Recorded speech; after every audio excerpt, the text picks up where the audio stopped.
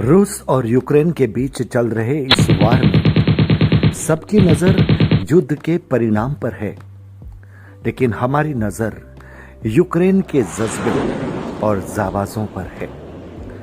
नमस्कार, मैं संजय सनम, आप देख रहे हैं डिजिटल फर्स्ट न्यूज। व्यूअर्स, बेशक यूक्रेन हमारा मित्र राष्ट्र नहीं है, हमारा हमदर्द, हमारा दोस्त नहीं है।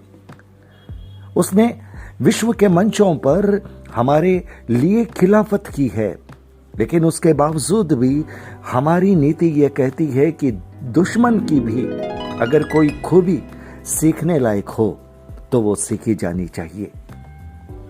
आज कुछ यूक्रेन की उन्हीं खूबियों को मैं आपसे बताना चाहता हूं। मैं मानता हूं कि युद्ध क्षेत्र से आ रहे चलचित्रों ने कहीं न कहीं आपका भी ध्यान खींचा होगा। यूक्रेन के सैनिक ये जानते हैं कि रूस के सामने वो कितने दिन टिकेंगे, लेकिन उसके बावजूद वो जिस तरह से चुनौती दे रहे हैं, यह है एक जज्बा। सैनिकों के जज्बे की बात नहीं करूंगा, क्योंकि सैनिक तो इसी जज्बे के लिए होते ही हैं, लेकिन नेता कुर्सी के लिए होते हैं, नेता सत्ता के लिए होते हैं।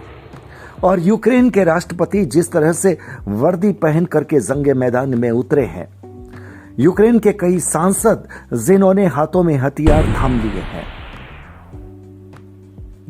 ये बात सीखने लायक है या नहीं।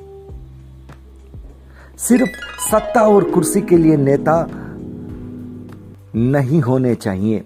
जब देश को आपके शौर्य और पराक्रम की दरकार पड़े, उस वक्त नेताओं को जंगे मैदान में उतरना भी आना चाहिए। सिर्फ बयान देने से नेतागिरी नहीं होती। जवानों के साथ खड़े रहकर के युद्ध के मैदान में डटे रहकर के दुश्मन से लोहा लेना, यह भी नेताओं को आना चाहिए। यूक्रेन के राष्ट्रपति का जो अंदाज है, वो अंदाज वाकई में सलाम करने लायक है। जब अमेरिका ने उन्हें सेफ जोन में आने के लिए कहा, तब भी उन्होंने उस प्रस्ताव को अस्वीकार कर दिया। अपने सैनिकों के साथ, अपनी जनता के साथ, अपनी रणभूमि में, अपनी मातृभूमि के लिए रणभूमि में खड़े हैं। यह जज्बा सलाम सलाम सलाम देता है। यूक्रेन से यह सीखना चाहिए कि जरूरत पड़ने पर देश का हर नागरिक सैनिक की तरह अपनी भूमिका अदा कर सकता है। यूक्रेन ने अपने नागरिकों को सैनिकों की तरह ट्रेनिंग दी है, और शायद यही वजह है कि आज यूक्रेन का हर नागरिक, महिलाएं, पुरुष, युवा और 80 साल के बुजुर्ग भी हाथों में हथियार लेकर के रूस के सैनिकों पर निशाना लगाने के लिए इंतजार कर रहे हैं।